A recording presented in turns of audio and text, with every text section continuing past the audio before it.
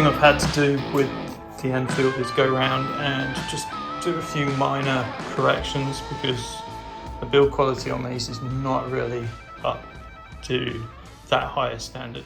I have just had to release this loom that feeds the tail light and the number plate light and the rear indicators from being trapped between this and the plastic housing below.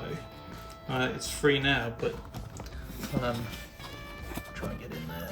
You may or may not be able to see that that loom has been flattened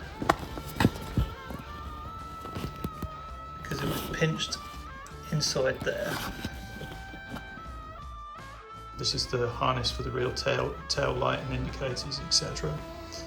So I've actually repositioned it so it can't get trapped here. And put a Tywrap base in there.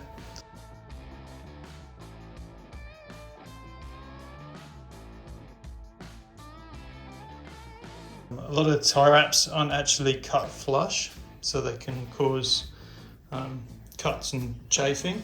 For instance, around here where there's a Tywrap down there that is not cut. I have to try and get in there to that one. Here's another example where a Tywrap's not cut. Cable tie's not cut.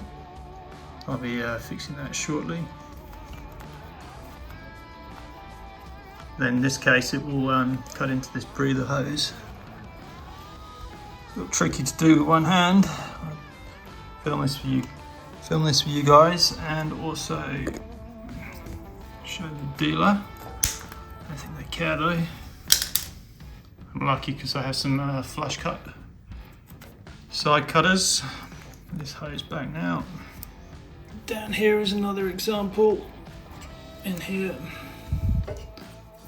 it's just minor stuff, but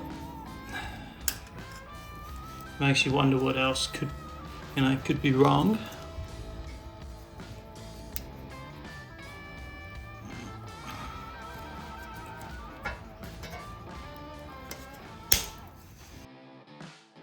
The bike's turned around now in the garage, and I just thought I'd show you another issue I found. I've just been around finishing off cutting some of those Tywraps, and the brake lever catches on the exhaust down there. There is a mark on the exhaust. Bike's in the garage. Just going to go through and clean up a few build quality issues. One of them is the front fork, where I noted that the right hand front fork Gaiter was rising up whenever I rode it, and I had to put it back down and it wouldn't stay down. So all I've done with that is simply put a Tywrap on.